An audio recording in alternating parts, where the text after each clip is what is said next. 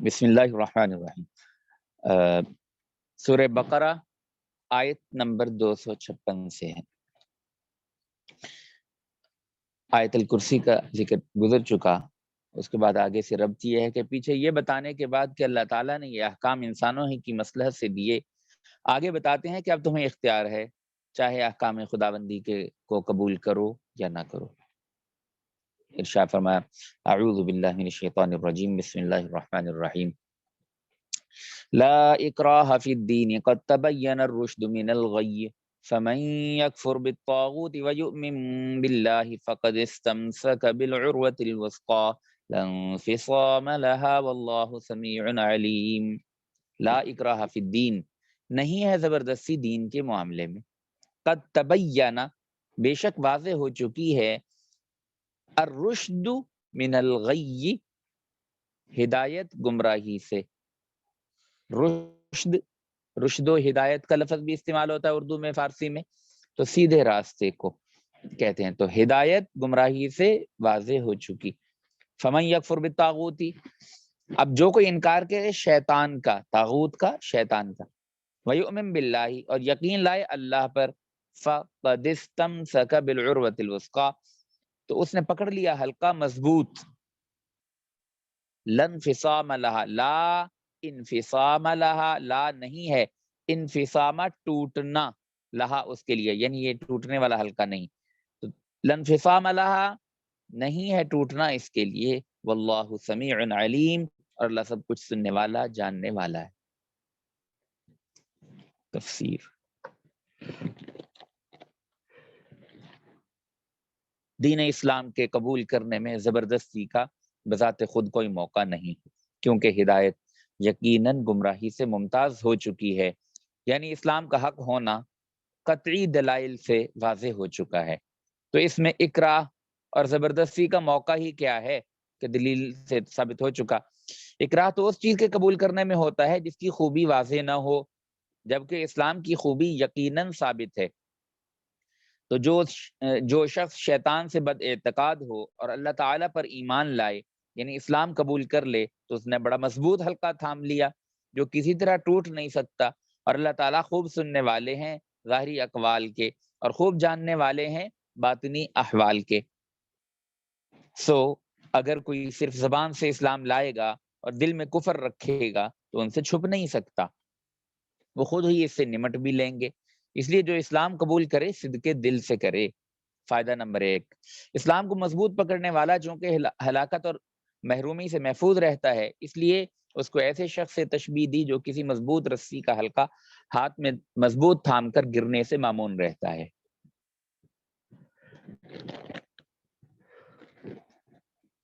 اور جس طرح ایسی رسی کے ٹوٹ کر گرنے کا خطرہ نہیں، اور یوں کوئی رسی ہی چھوڑ دے تو اور بات ہے، اسی طرح اسلام میں کسی قسم کی ہلاکت اور خسران نہیں ہے، اور کوئی خود اسلام ہی کو چھوڑ دے تو اور بات ہے۔ نمبر 2، ایمان کے قبول کرنے پر جبر اور اکراہ ممکن بھی نہیں، اس لیے کہ ایمان کا تعلق قلب یعنی دل کے ساتھ ہے، ظاہری اعضاء کے ساتھ نہیں، جبکہ جبر اور اکراہ کر کے ظاہری اعضاء سے تو اپنی مرضی ہے، دل سے نہیں منوایا جا سکتا۔ نمبر 3، جہاد اور قتال سے لوگوں کو ایمان قبول کرنے پر مجبور نہیں کیا جاتا، بلکہ اس سے مقصود اسلام کا غالب رہنا ہے، خواہ مخالف کے اسلام قبول کر لینے سے یا صرف رعیت اور محکوم و ماتحت بننے سے۔ نمبر 4، ارتداد پر یعنی مرتد ہونے پر، مسلمان ہونے کے بعد اسلام کو چھوڑ دینا، کہ ارتداد پر جو قتل کی سزا ہے وہ دین قبول کرنے میں نہیں ہے، بلکہ اپنی خوشی سے دین قبول کرنے کے بعد اس کو چھوڑنے میں ہے۔ یہ آج کل کا ایک چلتا ہوا بہت بڑا اعتراض ہے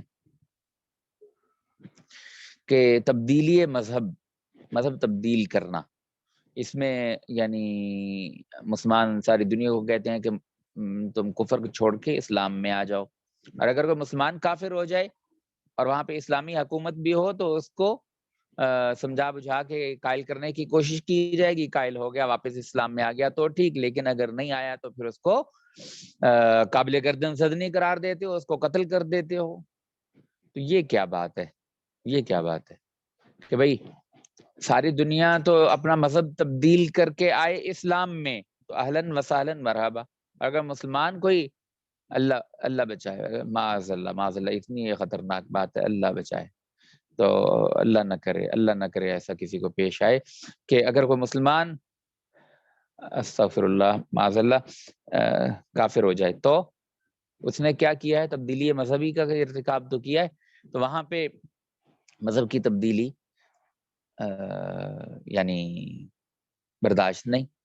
تو ساری دنیا مسلمان ہو جائے تو بہت اچھا، اور اگر مسلمان خدا نہ کرے کہیں اسلام سے نکل جائے تو اس کو مار ہی دیں گے، قتل کر دیں گے. تو وہ کہتے ہیں کہ یہ تو دوہرا معیار ہے بھائی تمہارا. اچھا ایک بات ذہن میں رکھ لینی چاہیے کہ یہ دوہرا معیار اسلام میں تو خیر کبھی بھی نہیں رہا. اس کو سمجھنے کی بات ہوتی ہے، سمجھا جائے تو پتہ لگتا ہے اچھا یہ تھی حقیقت. بات ابھی بھی بیان کرتا ہوں کہ اس کی حقیقت کیا ہے. لیکن ان کمبختوں کا اپنا دوہرا معیار ضرور ہوتا ہے. یعنی جہاں تک نرم گفتاری، نرم رفتاری اور برداشت اور دوسرے کو یعنی برداشت کرنا وغیرہ، یہ ساری باتیں ان کی اس وقت تک ہوتی ہیں جب انہوں نے اپنی بات سنانی ہوتی ہے. میری بات سنو نا، مجھے برداشت کرو نا. تم میں برداشت نہیں ہے، اچھا ٹھیک ہے، مسلمان تو خیر اتنا برداشت کرتا ہے کہ نہ پوچھو. پھر جب مسلمان کی باری آتی ہے تو پھر ان کی برداشت پہلے لمحے میں ختم ہو جاتی ہے. ہماری تو اللہ معاف کرے، ان سے بچا کے ہی رکھے، لیکن مولوی ہو گئے تو مفتی ہو گئے تو ضرورت پڑتی ہے ان کمبختوں سے بات کرنے کی، کیا قادیانی اور کیا شیعہ. اور تو پہلے لمحے میں ان کی برداشت جو ہے وہ بالکل جواب دے جاتی، پھول پھول بکنے لگتے ہیں. اب بھئی آزادی رائے تو تم کہتے ہو، تو ساری دنیا میں کوئی مسلمان ہوتا ہے تو ہونے دو نا، پھر تمہیں مرچیں کیوں لگتی ہیں؟ ہمیں تو اتنا مطلب اپنی متاع حیات لٹتی محسوس ہوتی ہے کہ ہمارا مسلمان کافر ہو گیا، اللہ کو ناراض کیا، ہمیشہ جہنم میں جائے گا. ہماری تو یعنی جمع پونجی لٹتی ہے. تو تمہیں جب کوئی مسلمان ہو جاتا ہے تو تمہیں مرچیں کیوں لگتی ہیں؟ تم تو آزادی رائے کے قائل ہو، ہم تو آزادی رائے کے قائل ہی نہیں. اگر کہا کسی نے تو اس کو پتہ ہی نہیں ہے اسلام کیا کہتا ہے، یا اس کا دھیان نہیں ہے. بعد ہمارے ہاں مولوی سیدھے سادے سے وہ بھی کہتے ہیں یہاں اسلام میں بھی آزادی رائے ہے. کوئی آزادی رائے نہیں ہے. کس نے کہا کہ آزادی رائے ہے؟ یعنی جو مرضی اپنی رائے بنی، جو مرضی ذہن میں آیا بول دو. کس نے کہا کہ اس کی اجازت ہے؟ بولنا تو دور کی بات ہے، بولنا تو عمل کے اندر دائرے کی چیز ہے. تم سوچ بھی نہیں سکتے غلط چیزوں کو، تو یار سوچنے پہ پابندی ہے. کہتے ہیں بولنے میں بھی آزادی ہے. کس نے کہا آزادی رائے اور آزادی اظہار رائے؟ نہیں، بالکل نہیں. ہمارے استاد مولانا عبدالرحمان صاحب فرمایا کرتے تھے، یعنی آسان سی تعبیر، پوری بات کا خلاصہ انہوں نے بند کر دیا. کہتے کہ اسلام کے اندر نہ کسی روشن خیالی کو دخل ہے، نہ کسی تنگ نظر کی تنگ نظری کو. اسلام تو حدود، قیود اور پابندیوں کا نام ہے بس.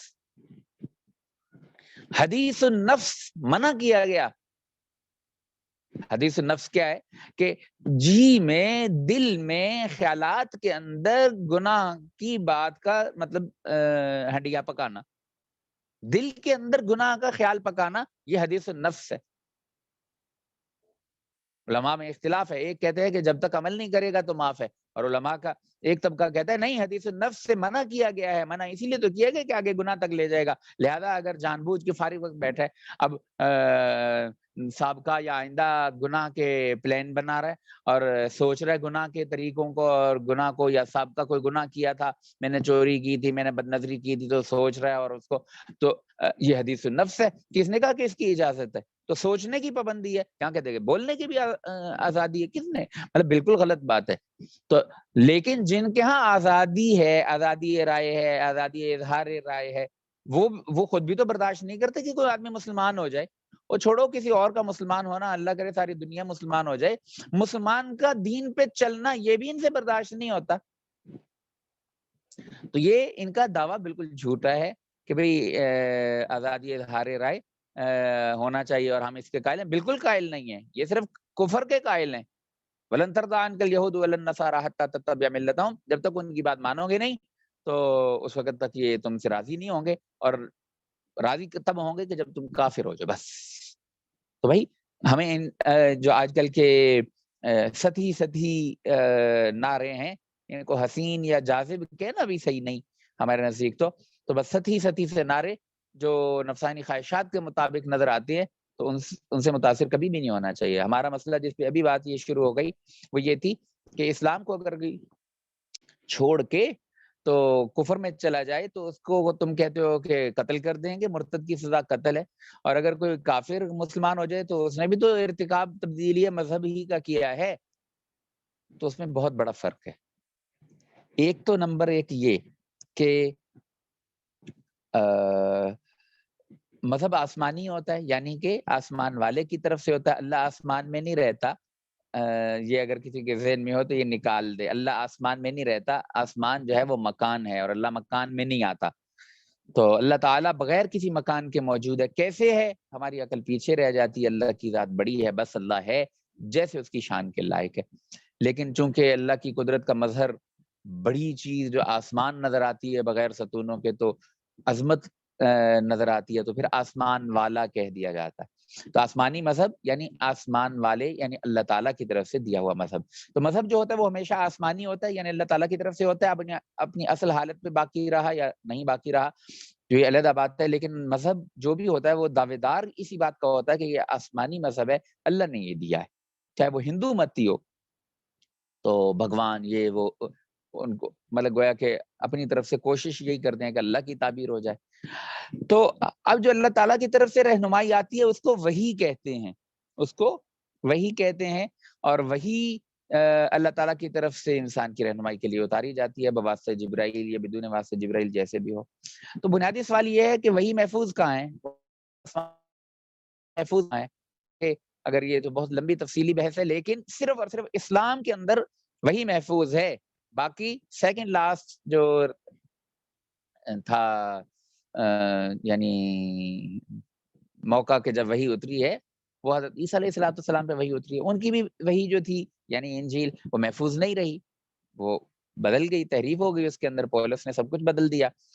تو بھائی اسی مذہب کو اختیار کرنے پہ زندہ رہنے کا حق ہونا چاہیے. جہاں پر مذہب باقی ہے وہی محفوظ ہے، اور جہاں پہ مذہب باقی نہیں ہے وہاں پہ نہیں رہنا چاہیے، زندہ نہیں رہنے دینا چاہیے. تو اب یہ ایک علیحدہ بحث شروع ہو جائے گی کہ وہی محفوظ کہاں ہے. وہ کہتے ہیں ہماری یہودیت کی اور عیسائیت کی کتابیں بھی محفوظ ہیں. وہ پھر ایک علیحدہ دلائل کا میدان ہے کہ یہاں پہ وہاں پہ وہی محفوظ نہیں ہے اور ہمارے ہاں وہی محفوظ ہے. لیکن ابھی اصل سوال اپنی جگہ کھڑا ہے کہ تبدیلی مذہب پہ یہ ذیلی ایک نقطہ تھا کہ ہمارے ہاں اسلام کے اندر سب کچھ پک کی پک ہے، محفوظ ہی محفوظ ہے. کافروں کے ہاں کچھ بھی نہیں، کسی کے، نہ ہندوؤں کے، نہ سکھوں کے، نہ کسی کے پاس وہی محفوظ نہیں، اسلام میں محفوظ ہے. لیکن ہم جو کہتے ہیں کہ کافر جو ہے وہ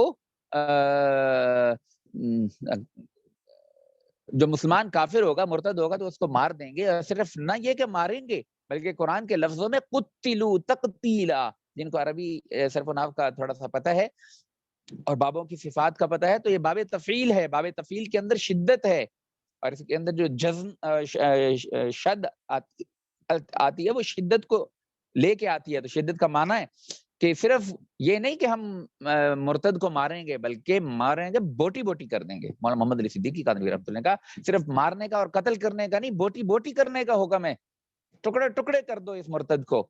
اتنا بڑا گناہ گار ہے. وجہ تو حضرت تھانوی رحمۃ اللہ علیہ نے، امام غزالی رحمۃ اللہ علیہ نے، کئی حضرات نے اور نے لکھا ہے، کہتے ہیں کہ وجہ ایسی بنیادوں پہ اور ایسے اصولوں پہ قائم ہے جن کو تم بھی مانتے. تاریخ انسانی کے اندر، تاریخ انسانی، تاریخ اسلام نہیں کہا، تاریخ انسانی کے اندر کوئی بھی جب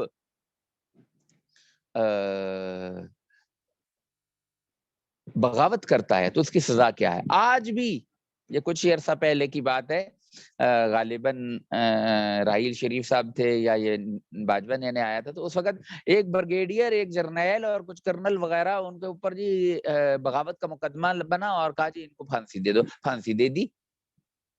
اب نہیں کوئی کہتا، وہ کہتے ہیں بھائی وہ باغی تھا.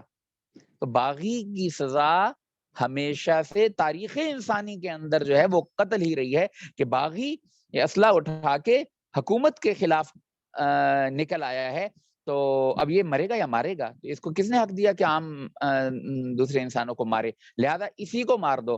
تو اگر تو کوئی باغی توبہ طائب ہو جائے اور بغاوت سے باز آ جائے اور اطاعت قبول کر لے، اسلامی نظام کے اندر وہ بیعت کر لے تو ٹھیک ہے، اس کو چھوڑ دیں گے۔ لیکن اگر وہ دل میں آ رہا ہے کہ ابھی میں یار چھوڑ ہی دوں یہ بغاوت کا، لیکن ابھی عملاً اس جماعت کے ساتھ شامل تھا یا بغاوت کے اوپر اڑا ہوا تھا، یعنی وہیں پہ تھا اور پکڑا گیا، یعنی بغاوت کے حکم لگنے کی حالت میں اس کو پکڑ لیا گیا، تو اس کی سزا ایک ہی ہے، قتل کر دینا۔ اچھا، یہاں پہ تھوڑی سی پہلے بھی ایک مرتبہ بیان کی تھی میں نے بات کہ حضرت عیسیٰ علیہ السلام آخری سے پہلی نبی، آخری نبی تو ہمارے نبی ہیں حضرت محمد صلی اللہ علیہ وسلم، آپ صلی اللہ علیہ وسلم سے پہلے جو نبی آئے حضرت عیسیٰ علیہ السلام، ان کی مختصر ترین سی ایک نقطہ بیان کروں کہ ان کو 33 سال کی عمر میں اللہ تعالیٰ نے آسمانوں دیا، ان کی کتاب جو تھی وہ اللہ نے جو دی تھی وہ حواریوں کے پاس تھی، لیکن کچھ ہی عرصے میں، یوں کہنا چاہیے 10-15 سال کے اندر اندر، سینٹ پال جس کو یہ کہتے ہیں، بڑی مقدس ہستی، تو پولس اردو میں کہتے ہیں، تو اس نے ان کے ساتھ مل کے کرا کے تو وہ کتابیں جو ہیں وہ بالکل بدل دی، اور آج جو ہمارے ہاں ملتی ہے نیا عہد نامہ یا نیو ٹیسٹمنٹ کے نام سے کتاب مقدس، تو اس کے اندر 4 کتابیں تو حواریین کی طرف، ان کے ناموں کی طرف منسوب ہے، اصل حواریین کی لکھی ہوئی نہیں ہے، بلکہ اشتراک اسمی اس کو کہتے ہیں، کہ 4 ایسے دوسرے آدمی جن کا نام وہی تھا جو کہ ان حواریوں کا بھی تھا، ایسے 4 آدمیوں نے مختلف کتابیں لکھی، کتاب بچے چھوٹے چھوٹے سے، اور ان کو بائبل کا حصہ بنا دیا گیا، تو وہ تو 4 ہیں، اور اس سے کئی گنا ضخامت جو ہے وہ 27 خطوط ہیں تفصیلی پولس کے، تو آج کی موجودہ عیسائیت جو ہے وہ سینٹ پال یا پولس کے بتائے گئے جو خاکے ہیں اس کے اوپر کھڑی ہے، تو جو 4 تحریف شدہ انجیل، متی، مرقس، یوحنا اور ایک متی، مرقس، یوحنا اور چوتھی کون سی ہے، لوکا، ان کے اندر نہ تو عقیدہ کفارہ کا تذکرہ ملتا ہے، نہ اس کے اندر تثلیث کا تذکرہ ملتا ہے، یہ ساری بنیادی عقائد جو ہیں وہ ملتے ہیں سینٹ پال کے۔ خیر، تھوڑے سے عرصے کے اندر جو ہے اسلام کی تعلیمات کو بدل کے سینٹ پال نے ایک نئی مذہب کھڑا کر دیا، جس کو آج کل کی دنیا میں عیسائیت کے نام سے جانا جاتا ہے، تو یہ سینٹ پال کا مرتب کردہ ہے۔ اچھا، اب یہ حضرت عیسیٰ علیہ السلام کو اللہ نے حکومت نہیں دی، اللہ کی تکوین نظام۔ اچھا، یہ دور چلا گیا، 309 یا 312 سال کے بعد جا کے شاہ قسطنطین جو ہے وہ عیسائی ہوا، تو عیسائیت کو تخت تک پہنچنے کے لیے 300 سال لگے۔ 300 سال یہ کیا کر رہے تھے؟ اپنے اپنے طور پر اپنی جو بھی تھی ان کی جو صحیح لوگ تھے، ان 12 حواریین کے شاگرد، وہ اپنی صحیح کتابوں کو یا اپنی صحیح تعلیمات جتنی محفوظ رہ گئی تھیں ان کو دہراتے چلے آ رہے تھے، لیکن تبدیلی تو ہو چکی تھی، لیکن اس میں صحیح باتیں بھی تھیں، اور باقی جو ہے زیادہ تعداد وہ سینٹ پال کے پیچھے لگ گئی، تو یعنی ایک ملغوبہ بن گیا، اور اس ملغوبہ نما عیسائیت کو تخت تک پہنچنے میں 3 صدیاں لگیں، 3 صدیاں۔ تو ان کے پاس سیاسی طاقت نہیں تھی، بلکہ اٹلی، روم کے اندر جو ویٹیکن سٹی کہلاتا ہے، تو ویٹیکن سٹی کے اندر ان کا بڑا جو سینٹ پال کا نائب ہوتا تھا، وہ آج تک چلا آ رہا ہے، پوپ آف ویٹیکن سٹی یا بابا فاتیکان عربی میں کہتے ہیں، تو وہ آج تک بھی متعین ہوتا ہے، اور وہ عیسائی دنیا کا، کیتھولک دنیا کا، پروٹسٹنٹ کا نہیں، کیتھولک دنیا کا بڑا سمجھا جاتا ہے۔ تو اب 3 صدیوں کے بعد عیسائیت کے ہاں تخت یعنی ان کو ملا، تو اب سرکاری سرپرستی میں پھر عیسائیت کی تبلیغ شروع کی گئی، اور کتابیں وغیرہ وغیرہ، ایک لمبی تاریخ ہے۔ اب کوئی پوچھے کہ 3 صدیوں تک تمہاری قیادت کس کے پاس تھی عیسائیت کی، تو کہا جی ہماری قیادت تھی پوپ آف ویٹیکن سٹی کے پاس۔ اب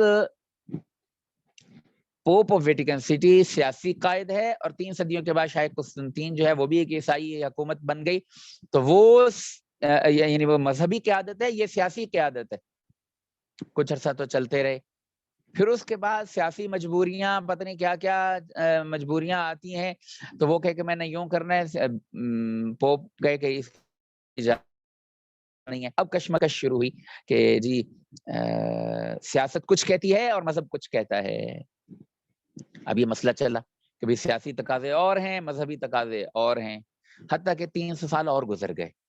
300 سال اور گزرے تو ہمارے نبی حضرت محمد صلی اللہ علیہ وسلم کو اللہ تعالیٰ نے آخری نبی بنا کے بھیجا۔ آپ صلی اللہ علیہ وسلم مکہ میں رہے 12-13 سال، تو اس میں حکومت نہیں ملی۔ مدینہ منورہ میں آئے تو آپ جب آئے تو آپ کو ہیڈ آف دی اسٹیٹ مقرر کر لیا گیا، گویا کہ مدینہ منورہ کو اللہ تعالیٰ نے ایک چھوٹی سی ریاست کی صورت دے دی، اور آپ صلی اللہ علیہ وسلم اس کے بڑے تھے۔ اور اس کی سب سے بڑی دلیل یعنی کہ آپ کو اس کا بڑا مان لیا گیا تھا کہ اس وقت کی جو ارد گرد کی آبادیاں تھیں، یہود کے قبیلے تھے، بنو نذیر، بنو قینقاع وغیرہ وغیرہ، ان سب نے معاہدے آپ صلی اللہ علیہ وسلم سے کیے۔ اوس اور خزرج نے آپ کو بڑا بنایا، اور پھر جتنے بھی معاہدے ہوئے وہ آپ صلی اللہ علیہ وسلم سے کیے گئے۔ بھئی عام آدمی کسی مہاجر آ کے کوئی آدمی کسی جگہ پہ رہنے لگے تو اس کو تو اس سے تو معاہدے نہیں ہوتے نا سیاسی، تو معاہدے ہوتے ہیں جو اس جگہ کا بڑا ہو۔ اس کو ہم آج کل کی دنیا میں پریزیڈنٹ کہتے ہیں، تو آپ صلی اللہ علیہ وسلم کو ایسا کہنا تو میرے خیال میں آپ کی شان نبوت بہت بڑی ہے، اس کا ایک پرتو اس طرح ظاہر ہوا، لیکن آپ صلی اللہ علیہ وسلم کو اس مدینہ منورہ کا بڑا مان لیا گیا تھا۔ تو باقی میثاق مدینہ تاریخ کے اندر آج بھی محفوظ ہے، تاریخ کی کتابوں میں، بعض حدیث کی کتابوں میں بھی ٹکڑے مل جاتے ہیں۔ تو آپ ہیڈ آف دی اسٹیٹ تھے، اور آپ صلی اللہ علیہ وسلم سے یعنی جہاں پہ شرعی مسئلہ پوچھا جاتا تھا، نماز کیسے پڑھیں آپ بتاتے تھے، روزہ کیسے رکھیں آپ بتاتے تھے، اسی طرح شریعت کے ساتھ ساتھ سیاست کی رہنمائی بھی آپ سے ملتی تھی۔ تو شریعت اور سیاست، مذہب اور سیاست، ان کے اپنے تقاضے اور دو علیحدہ چیزیں ہیں۔ یہ اوریجنل مسئلہ ہے عیسائیت کا، اسلام کا نہیں ہے یہ مسئلہ۔ لیکن ہمارے ہاں دیسی لبرل اعلیٰ تعلیم حاصل کرنے کہاں جاتے ہیں؟ یورپ میں، جہاں کا اوریجنل مسئلہ یہی ہے، وہاں پہ مذہب علیحدہ ہے اور دین علیحدہ ہے، اور ہمارے ہاں تو علیحدہ نہیں ہے۔ وہ وہاں سے پڑھ کے آتے ہیں نا، تو یہاں آ کے بتاتے ہیں ہم اتنے، میں نے خود سنا، ہم اتنے میچور ہی نہیں ہوئے کہ ہمیں یہ سمجھ آئے کہ مذہب اور دین علیحدہ، مذہب اور سیاست علیحدہ علیحدہ ہوتے ہیں۔ وہ خدا کے بندو، کس نے کہا کہ مذہب اور سیاست علیحدہ علیحدہ ہوتے ہیں؟ اس کی ایک مثال دیتا ہوں تو میں، ایک آدمی نے ٹویوٹا کار بنائی، ٹویوٹا کمپنی نے بنائی، اس کی بالکل ہو بہو نقل اتاری فوٹو اسٹیٹ کسی پاکستانی نے، ہاں اپنا شو روم کھول کے بیٹھ گیا، وہاں پہ ٹویوٹا کی کاریں بنانے لگا، اور ایسی نقل مطابق اصل کے ٹویوٹا والے کہیں کہ ہاں ہماری ہی کار ہے، بالکل صحیح۔ ٹائم پورا ہو گیا ہے، تو بس یہ بات مختصر کرتا ہوں۔ یہ اس میں شبہ ایسا ہے کہ اس کو تھوڑا سا تاریخ میں جانا پڑتا ہے، تب جا کے ذہن سے نکلتا ہے۔ کئیوں نے یہ سوال پوچھا کہ مسلمان ہو جاؤ تو ٹھیک ہے، اور کافر ہو جائے تو پھر تم قتل کر دیں گے، کیونکہ وجہ کیا ہے؟ تو یہ تو دوہرا معیار ہے، دوہرا معیار نہیں، سمجھ میں آنے کی بات ہے۔ خیر، تو میں مثال دے رہا تھا کہ ٹویوٹا کار کسی نے بنائی نقالی کر کے، اور ایسی بنائی کہ بالکل ویسے جیسے کہ ٹویوٹا والوں نے بنائی۔ اچھا، 10 ٹویوٹا کاریں بکیں ٹویوٹا کے اصل شو روم سے، اور 10 ٹویوٹا کاریں بکیں اس کے نقال سے۔ جو ٹویوٹا کا اصل مالک تھا اور اصل شو روم والا تھا، اس کے پاس جو خریدنے والے تھے وہ ایک ایک کر کے آئے، 10 ہی آئے، اور آ کے کہا جی اس کار کا مثال کے طور پر فٹ ریسٹ ہوتا ہے پاؤں کے اندر، پاؤں ذرا آرام سے آدمی جب گیئر نہ لگانا ہو تو وہاں پہ رکھ لیتا ہے، تو فٹ ریسٹ جو ہے وہ صحیح نہیں ہے، یا اس کا گیئر ایسا ہے کہ گیئر آرام سے نہیں لگتا یا مشکل ہوتی ہے۔ ایک ہی شکایت 10 آدمیوں نے کہی، تو وہ کیا کرے گا؟ ان کے سامنے شکایت رجسٹر رکھے گا، سر آپ یہاں پہ پلیز لکھ دیں، اپنا کانٹیکٹ نمبر بھی دیں تاکہ آپ سے دوبارہ رابطہ کیا جا سکے۔ کیوں؟ ان کا مطلب کہ گاہک جو ہے وہ ہم سے مطمئن ہو، سیٹسفائی ہونا چاہیے۔ اب ایک آدمی کو، دو کو اگنور بھی کریں، جب 10 آدمی آئیں گے تو اگنور نہیں کریں گے، وہ ان کی شکایت کو اہمیت دیں گے، آگے شکایت کو پہنچائیں گے، اور وہاں پہ انجینئر بیٹھ جائیں گے، یہ شکایت کیوں آ رہی ہے، ہمارا ماڈل جو ہے وہ ناکام ہو جائے گا، اس کو کامیاب کیا جائے، کیا کیا جائے، یہ کیا جائے، یہ کیا جائے، یہ کیا جائے۔ اور اگر یعنی وہ بیٹھ کے غور ضرور کریں گے کہ یہ ہو کیا رہا ہے، کیوں یہ شکایت آ رہی ہے۔ یہ نہیں کہیں گے چھوڑو یار کیا ہے، بس ہم پاگل بیٹھے ہیں، یہ نہیں کہیں گے۔ اچھا، اب یہی صورتحال اس نقال کو پیش آئی کہ اس نے 10 گاڑیاں بالکل اصل کے مطابق بنا کے تو بالکل ویسی بیچ دی تھی، تو انہوں نے بھی آ کے شکایت کرنا شروع کی، تو اس کا بیہیویئر اس اصل ٹویوٹا والے سے مختلف ہوگا۔ کیوں؟ ان کا مقصد کیا تھا کہ ہماری چیز بکے، ریٹرن ہمیں آئے، ہمارا کاروبار چلے۔ اس کے لیے اگر کوئی شکایت آ رہی ہے تو شکایت دور ہونی چاہیے، لہذا شکایت کو سنو، یہ اوریجنل ہے۔ اچھا، جو نقال ہے اس کا مطلب انتہا کیا تھی، اس کا معیار اس کی انتہائی پرواز یہی ہو سکتی ہے کہ وہ نقالی ایسی کرے کہ نقل اور اصل میں فرق نہ ہو. اب یہ اپنے شکایت کرنے والے سے کیا کہے گا کہ نہ ٹویوٹا والے پاگل ہے جنہوں نے ایک گاڑی بنائی ہے, انہوں نے کوئی انجینئر نہیں ہے. وہ آدمی کہے یار اس میں یہ مسئلہ آ رہا ہے, اور یار ٹویوٹا والے پاگل تو نہیں ہے نا, وہ بڑی انٹرنیشنل کمپنی ہے, ایویں آگے جی فلان. یہ رویہ ہوگا اس نقال کا, اور وہ رویہ ہوگا اوریجنل کا. اسی لیے میں عرض کیا کرتا ہوں کہ جو اصل ملحد ہیں, جو اصل کافر ہیں, ان سے بات کرنا آسان ہے. یہ جو ہمارے دیسی لبرل ہے نا, یہاں کے ہیں, پڑھ کے وہاں آ جاتے ہیں, ان سے بات کرنا مشکل ہو جاتا ہے.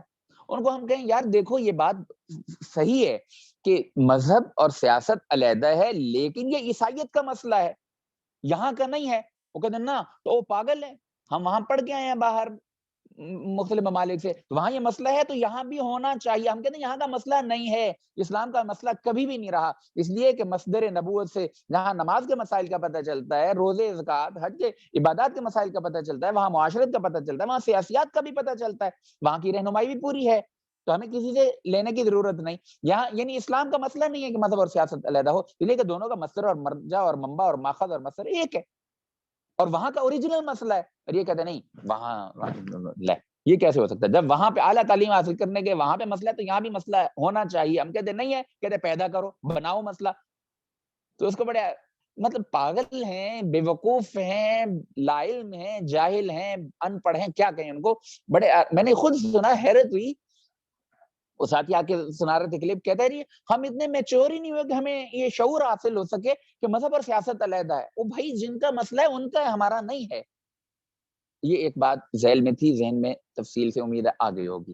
اب اگلی بات جو کرنے جا رہا ہوں, اب کہ اگر کوئی آدمی کسی سیاست کے, کسی حکومت کے خلاف بغاوت کرے تو اس کی سزا کیا ہے؟ تاریخ انسانی کے اندر اس کی سیاست جو ہے وہ سزا جو ہے وہ قتل کرنا ہے. اچھا, جہاں پہ کوئی آدمی تبدیل کرے مذہب کو اور وہاں پہ سیاست اور مذہب علیحدہ علیحدہ ہو تو وہاں پہ ٹھیک ہے, اس نے مذہب کو تبدیل کیا ہے, وہ مذہبی باغی تو ہے, اس مذہب کا باغی تو ہے, لیکن وہ سیاسی باغی نہیں ہے. چاہے وہ ہندو مت کو تبدیل کرے, چاہے عیسائیت کو, یہودیت کو, کوئی بھی مذہب اسلام کے علاوہ لے لے, اگر وہ اپنے مذہب کو تبدیل کرتے ہیں تو وہ سیاسی باغی نہیں ہے, مذہبی باغی ہیں. اور مذہبی باغی کو صرف اس وجہ سے کہ اس نے رائے تبدیل کر لی, اس کو قتل نہ کیا جانا چاہیے. درست ہے, لیکن اسلام کے اندر جب ایک آدمی اسلام کو قبول کرتا ہے تو وہ اس کے پورے سیاسی نظام کا بھی باغی ہوتا ہے. گویا کہ جب کوئی مرتد ہوتا ہے تو جہاں وہ مذہبی باغی ہوتا ہے وہاں سیاسی باغی ہوتا ہے. اور تاریخ انسانی میں آج تک تمہیں سمجھ میں آتی ہے کہ سیاسی باغی کی سزا صرف ایک اور متعین ہے کہ قتل کر دو. اور جب اسلام یہی بات کہتا ہے کہ بھئی جب کوئی مرتد اپنا مذہب بدل لے اور مرتد ہو جائے تو اس کی سزا بھی یہی ہے, تو وہاں پہ تمہیں سمجھ میں نہیں آتا. نہیں آتا تو پڑھو, نہیں آتا تو اسلامی نظام کو سمجھو. یہ تو نہ کہو کہ ہمارے ہاں چونکہ یہ خرابی ہے کہ مذہب اور سیاست علیحدہ ہے, لہذا تم بھی اپنے ہاں یہ خرابی پیدا کرو. کیوں پیدا کریں؟ ہمارے ہاں یہ خرابی ہے ہی نہیں. تو بات یہ ہے کہ جب کوئی بھی غیر مسلم اسلام میں داخل ہوتا ہے تو وہ سیاسی باغی نہیں ہوتا, صرف مذہبی باغی ہوتا ہے. لہذا اس کو اسلام کے اندر اہلاً و سہلاً مرحبا, کوئی قتل نہیں کرے گا. لیکن جب کوئی آدمی اسلام میں آنے کے بعد, شعوری طور پر اسلام کو قبول کر لینے کے بعد اگر کافر ہوگا, مرتد ہوگا, تو اس کی سزا نہ صرف یہ کہ قتل کرنا بلکہ قتلوا تقتیلا, بوٹی بوٹی کر کے مار دینے کا ہے. یعنی دردناک, اذیت ناک ترین سزا. یعنی کسی کو اجازت دی جائے گی کہ اسلامی سیاسی نظام کے خلاف بغاوت کرتا رہے, اسلامی سیاسی حکومتی نظام کے خلاف بغاوت کرتا رہے؟ بالکل اجازت نہیں دی جائے گی. تو یہ تو اسلام نے کہا کہ پھر بھی اس کو موقع دو, مستحب ہے کہ اس کو موقع دیا جائے, اس کے اشکالات کو دور کیا جائے, علماء کے پاس جانے کی اجازت دی جائے. جاؤ علماء کے سامنے اشکال سامنے رکھو, کیا شبہ تمہارے ذہن میں پیش آ گیا ہے, اور شبہ دور کرو. اگر علماء جواب دیں اور شبہ دور کرنے کی پوری کوشش کر لیں تو اب کیا ہے کہ سیاسی باغی کو دندناتے پھر دے رہنا چاہیے. اب یہاں پہ مثال لیتے ہیں ہم اپنے ملک پاکستان کی، اللہ تعالیٰ حفاظت رکھے، اللہ اس کو تمام شرور و فتن سے بچا کے رکھے، لیکن اگر کوئی آدمی یعنی پاکستان کے خلاف سازش کرے، ہم اس کو کہیں دیکھو یہ نہ کرو، یعنی وہ جو تھی کون سی تھی Tehrik Taliban Pakistan T T P, اس کے ساتھ نہ لگو، یہ غلط ہے، اس سے سیاسی بغاوت ہے، تو یہ درست نہیں ہے. تو وہ سمجھانے کے باوجود نہ سمجھے، اس کو یار ہم نے تو سمجھا دیا، چلو اس کی رائے ہے، آزادی ہے، سارے رائے ہے، کرنے دو، بم پھاڑتا ہے تو کون کہتا ہے بھائی آرمی نے آپریشن کیا پانچا کر کے رکھ دیا تو ٹھیک کیا. اب وہ بات علیحدہ ہے کہ بیچ میں بہت سارے بیچارے بے گناہ بھی مر گئے، یہ بھی وہ ٹھیک نہیں ہے، لیکن اس نظریے کی بنیاد پر کہ اسلام جو ہے اور پاکستان جو ہے اس میں طاغوت ہے اور یہ ہے اور لہذا ان کے خلاف نکلو اور مارو، اور تو یہ تو ٹھیک نہیں تھا. جس طرح یہاں پہ سیاسی باغی کی سزا موت ہی متعین ہے، اسی لیے اسی طرح جو مرتد ہے وہ سیاسی باغی ہے، اسلام کا سیاسی باغی بھی ہے، مذہبی باغی بھی ہے. تو اس کا ایک پہلو تو دیکھتے ہو کہ وہ مذہبی باغی ہے، لیکن یہ نہیں دیکھتے کہ وہ سیاسی باغی بھی ہے. خیر یہ وہ نقطہ ہے جس کو تفصیل سے علامہ شبیر احمد عثمانی رحمۃ اللہ نے ذکر کیا، امام غزالی نے بیان کیا، حضرت تھانوی رحمۃ اللہ نے اپنے ملفوظات وغیرہ میں بیان کیا، اور آخر میں بہاولپور کے اندر ڈاکٹر حمید اللہ صاحب کے کچھ لیکچر ہوئے تھے تو خطبات بہاولپور کے نام سے چھپ چکے ہیں، انہوں نے بھی اس بحث کو تھوڑا سا چھیڑا ہے اور اس کو سمجھانے کی کوشش کی ہے. تو یعنی عقلی نقلی طور پر اگر کوئی مرتد ہوتا ہے تو اس کی سزا ایک اور متعین ہے کہ اس کو قتل کر دیا جائے بس، اور دردناک طریقے سے قتل کر دیا جائے تاکہ معاشرے کے اندر فساد برپا نہ ہو. سیاسی باغی کو اسی لیے تو مارا جاتا ہے کہ وہ معاشرے کے اندر بڑے اعلیٰ پیمانے پہ فساد کا مطلب باعث بنتا ہے. تو لہذا اسلام محفوظ مذہب ہے، یہاں محفوظ ہر چیز محفوظ، ہر چیز کے اندر پک کی پک، شک کی گنجائش کوئی نہیں. تو وہی محفوظ، وہی کی تعلیمات محفوظ، وہی کے ذیل میں اس سے نکلنے والے دیگر فقہی مذاہب جن کو فروعات کہتے ہیں وہ محفوظ. تو ہمارے ہاں تو پک کی پک کے شک نہیں ہے. تو یہاں پہ آنے کی تو گنجائش ہے لیکن یہاں سے جانے کی کوئی گنجائش نہیں ہے. ہاں یہاں آ کے جنت میں جانے کا ایک راستہ کھلا ہے، اللہ تعالی ہم سب کو اس پہ چلائے.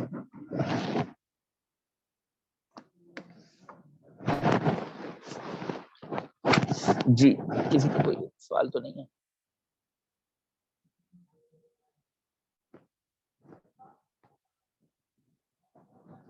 ٹھیک.